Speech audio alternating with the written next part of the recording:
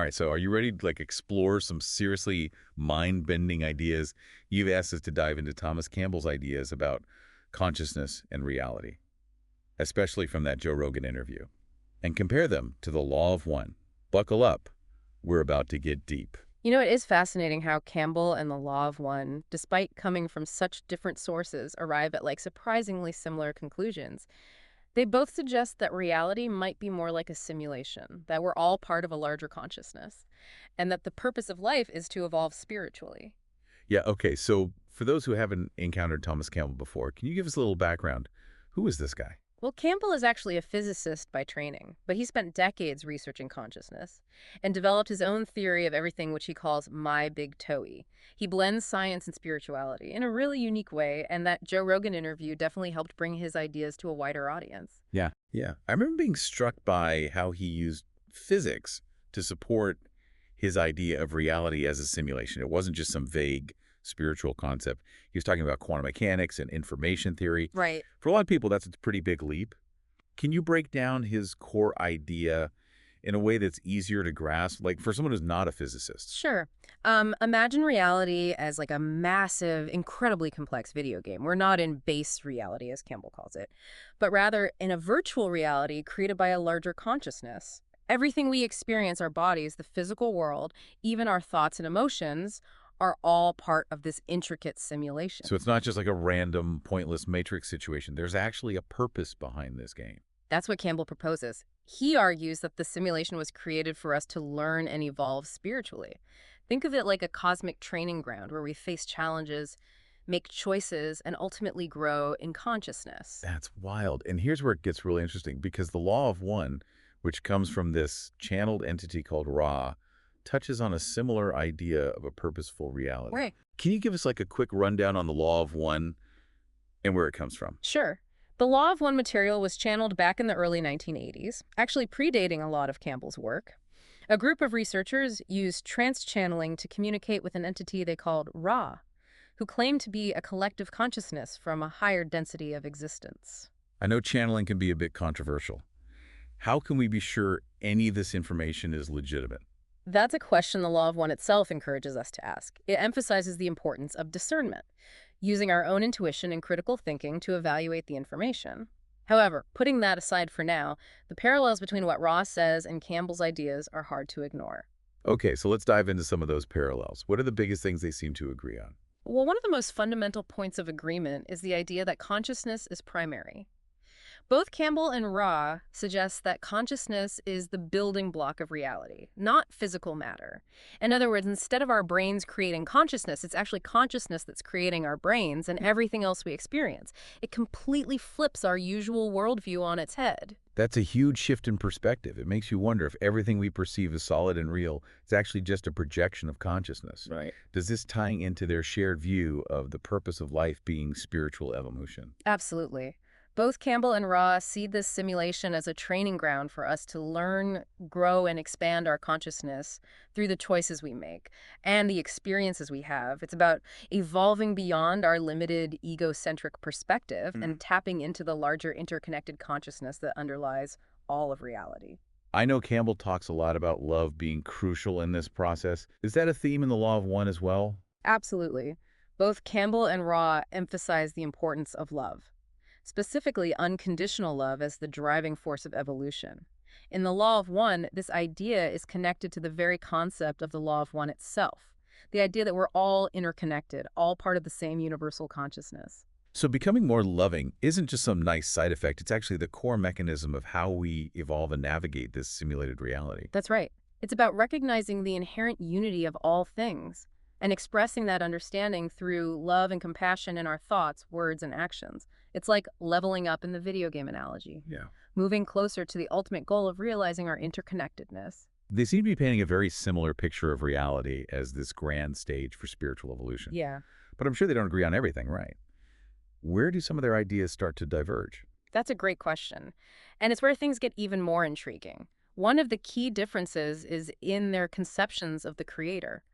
Campbell seems to lean towards a more impersonal force driving creation, almost like an evolutionary process playing itself out. The law of one, on the other hand, presents a more personal creator, a conscious being, albeit one that's vastly beyond our comprehension. So it's like Campbell is saying, it's the system man, while Ra is pointing to a grand architect behind it all. That's a good way to put it. Though both acknowledge the limitations of human language in truly grasping these concepts, we're dealing with realms that are inherently beyond our normal ways of thinking. Yeah, it makes you realize how much our language shapes our perception of reality. We're trying to describe the indescribable. Another big question that comes to mind is free will. If we're in a simulation, does that mean our choices are predetermined? What do they say about that? This is where things get really complex. Campbell seems to believe our choices genuinely impact the simulation, shaping not only our individual journeys, but potentially influencing the system as a whole. The law of one, however, suggests a degree of predetermination. It talks about a kind of cosmic plan, a pre-woven tapestry, but emphasizes that free will still operates within that framework. So it's not like every little detail is set in stone, Yeah. but there's a general direction we're supposed to be heading in. And we have the freedom to choose our path within that overall trajectory. That's a good way to understand it. It's like having a destination in mind, but being able to choose the route you take to get there. This difference in their views on free will actually leads to another interesting point of divergence: the role of negative entities. I'm curious about that. The Law of One talks about beings that choose a path of service to self, those who actively work against the positive evolution of consciousness. I don't recall Campbell discussing this in that Rogan interview. Does that mean he doesn't believe in evil or malevolent forces? It's not clear from that particular interview. It's possible he simply chose to focus on other aspects of his model. It's important to remember that we're looking at a snapshot of his ideas, not his entire body of work. However, it is an area where their emphasis seems to differ, at least on the surface. Okay, so there's some interesting points of convergence and divergence. But the biggest question for me is, so what? How does any of this apply to us in our daily lives? Does it even matter if we're in a simulation if we can't tell the difference? That's a crucial question. Both Campbell and Raw would argue that it absolutely does matter, even if we never fully grasped the mechanics of the simulation. The real value lies in the lessons, the growth, the evolution we experience here. So the simulation is like the container, the setting, but the real game is happening within us in terms of our consciousness and our spiritual evolution. Precisely. And if we take this idea seriously, if we approach life as an opportunity to evolve spiritually, it changes how we perceive everything. Our relationships, our challenges, even our perceived failures become opportunities for growth. So instead of asking, why me? When things get tough, we should be asking, what am I meant to learn from this? Exactly. It's about recognizing that even difficult experiences can serve a purpose in our evolution. This idea actually resonates with the law of one's concept of catalyst. I've heard of that. Can you explain what catalyst means in this context? Catalyst refers to any experience, any situation that presents us with an opportunity to make a choice, to learn a lesson. The law of one emphasizes that everything we encounter is a catalyst for our growth, pushing us to choose how we will respond, whether we will move towards service to others or service to self. So even seemingly negative events have a role to play in our evolution. That's right. And it's not about being perfect or never making mistakes. It's about using our free will to align with love with the law of one as often as we can. I can see how this perspective could be helpful in dealing with challenging situations, but I have to ask, what about the suffering in the world? The injustices, the tragedies? If this is all a simulation designed for our benefit, why is there so much pain? This is where the concepts of free will and simulation get really complicated. Both Campbell and Ross seem to suggest that this simulated reality is set up to maximize our learning potential. And unfortunately, that includes the potential for pain, suffering, and what we perceive as evil. It sounds like they're saying that darkness is necessary for the light to shine brighter. Without contrast, we wouldn't be able to choose to truly exercise our free will. That's a key idea in both models.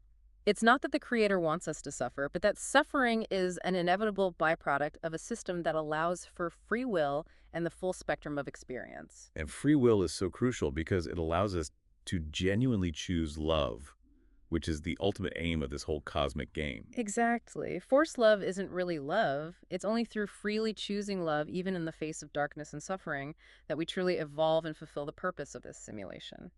That makes a lot of sense. But let's be honest, unconditional love can feel like an impossible ideal in this world.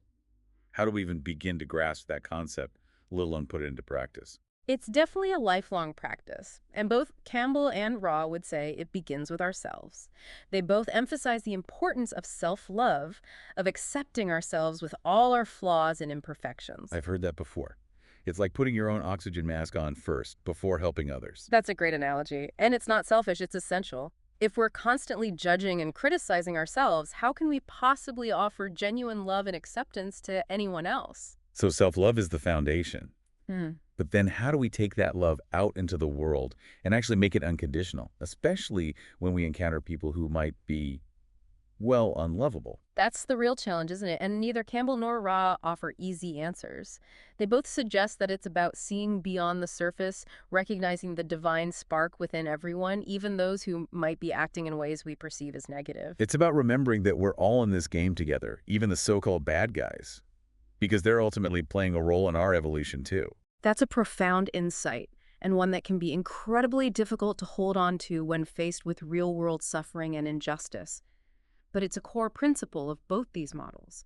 They encourage us to see beyond the illusion of separation and recognize the interconnectedness of all beings. I have to admit, my brain is starting to melt a little here. We've covered so much ground. Simulated reality, spiritual evolution, unconditional love. It's a lot to process. And we're just scratching the surface. Remember, this is a deep dive. Campbell has his entire book, My Big Toey, and The Law of One is a massive collection of channeled material. There are layers upon layers to explore. Which I guess is kind of the point, right? But before we completely lose ourselves in these infinite possibilities, I want to bring it back to our listener for a moment.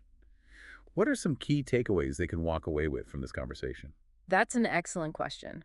If these ideas have sparked something in you, if they resonate with your own experience, I encourage you to explore them further. Dive into Campbell's work, read The Law of One, see what feels true for you, because ultimately this is about your personal journey of discovery. It's like we've provided the map, but you have to choose your own path and discover what these ideas mean to you. Exactly. And as you continue your exploration, remember that the most important questions are often the ones without easy answers. Keep asking, keep seeking, keep challenging your assumptions about reality, consciousness, and the nature of your own being. Because who knows, maybe the biggest aha moment comes when you realize you're the one creating the simulation all along. That's a thought-provoking idea, isn't it? And one that both Campbell and Ra would likely encourage us to contemplate. All right, listeners, we're going to leave you hanging there for now. But don't worry, we'll be back in the next part of this deep dive to explore even more mind-bending concepts from Thomas Campbell and the Law of One. Until then, happy simulating. Welcome back to our deep dive into the fascinating ideas of Thomas Campbell and the Law of One. You know, it's interesting. We've been talking about these big abstract concepts like simulated reality, consciousness, the nature of their creator. But I'm starting to see how they connect to like our everyday lives and relationships. Yeah, that's a key point. These ideas aren't just intellectual exercises. They have practical implications for how we interact with the world and each other. So let's talk about that. If we entertain this idea of reality as a simulation designed for spiritual growth, how does that change the way we approach our relationships? Well, it encourages us to view everyone we encounter as fellow players in this grand game of evolution. Even those who challenge us or even hurt us are ultimately here to learn and grow just like we are. Yeah, that's a big shift in perspective. Instead of getting caught up in like blame or judgment, we're trying to see the bigger picture, the evolutionary purpose behind like every interaction. Precisely. It's like remembering that everyone is playing their role, even the so-called villains. Instead of taking things personally, we can ask ourselves, what can I learn from this interaction? How can I use this as an opportunity for growth? It's almost like turning every relationship into a spiritual practice. That's a great way to put it. When we approach relationships with this awareness, it changes the way we interact. We become more compassionate, more forgiving, more understanding. But what about those relationships that are truly toxic? The ones that drain our energy and hold us back? Does this model mean we have to stay in those situations for the sake of spiritual growth? Not at all. Both Campbell and Ra emphasize the importance of self-care and setting boundaries. It's essential to remove ourselves from situations that are harmful to our well-being. So it's not about being a doormat or tolerating abuse in the name of evolution. Absolutely not. Remember, we're here to learn and grow. Sometimes that means recognizing when a relationship has served its purpose and it's time to move on. But how do we know when it's time to move on? That can be a tough decision, especially if we've invested a lot in the relationship. It's definitely not always easy. Both Campbell and Ra would encourage us to listen to our intuition, to pay attention to how a relationship is affecting us, if it's consistently draining us, if it's preventing us from growing. it might be time to reevaluate. And that reevaluation might mean having difficult conversations, setting boundaries, or even walking away entirely. Yes, it could involve any of those things. It's important to remember that walking away doesn't mean we've failed. It simply means we've learned what we needed to learn, and it's time for the next chapter. This whole idea of relationships as catalysts for growth is really shifting my perspective. It makes me think differently about communication conflict, even everyday interactions. That's the power of these models. They offer us a new lens to view our experiences, a framework for understanding the deeper meaning behind everything that happens. It's not about escaping reality or pretending challenges don't exist. It's about using those challenges as fuel for our evolution. Exactly. It's about seeing the opportunity in every obstacle, the lesson in every setback. And ultimately, it's about choosing love, even when it's hard, even when it seems impossible. That's the heart of it. The essence of what both Campbell and Ra are trying to convey, love, is the driving force of creation, the ultimate goal of our evolution. We've covered so much in this deep dive, simulated reality, consciousness, love. It's been quite a journey. And this is just the beginning. There's so much more to explore. So for our listeners who are feeling inspired, where did they go from here? What are some steps they can take to continue this deep dive on their own? Keep asking questions. Don't take anything we've said as gospel truth. Explore these ideas for yourself. Read Campbell's work. Dive into the law of winds. See what resonates with you. And pay attention to your own experiences. See how these concepts play out in your life, in your relationships, in the choices you make. Because the ultimate goal is not just to accumulate knowledge, but to embody these principles, to live them out in the world. So it's not just about thinking differently, it's about being different. That's the challenge and the invitation to become more loving, more compassionate, more aligned with the law of one. Well, that's all the time we have for today. But the exploration doesn't end here. We encourage you to keep diving deeper into these ideas. Keep questioning, keep seeking, and most importantly, keep evolving. And remember, as always, the journey is the destination. Thanks for joining us on this deep dive into the fascinating worlds of Thomas Campbell and the law of one.